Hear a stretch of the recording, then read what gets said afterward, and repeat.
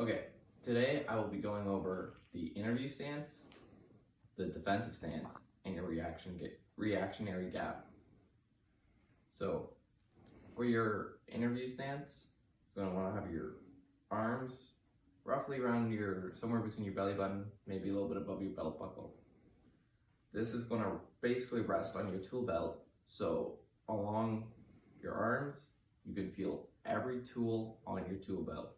This is the first step in retention. So if anybody were to go for any of my tools, you'd be able to feel that and immediately go to stop them, push away.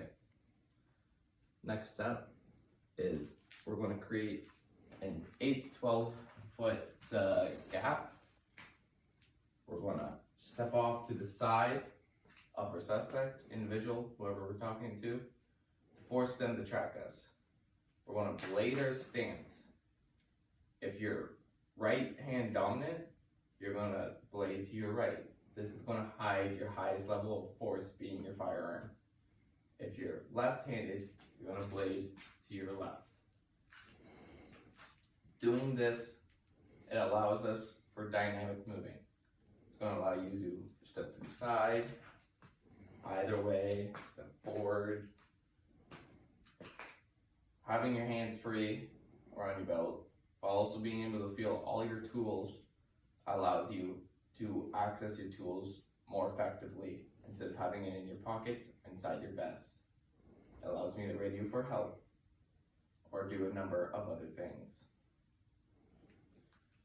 The reactionary gap we have, should the suspect do anything, gives us enough time and space to react in a safe and effective manner. Going to our defensive stance, one of our main off switches is the chin. So we're going to bring up both our hands in a stacking formation to protect our chin from any strikes. We're not going to frame it. We're not going to hide from the suspect. We're going to protect that off switch. As you do this, you're going to want to back up and force the suspect to track you.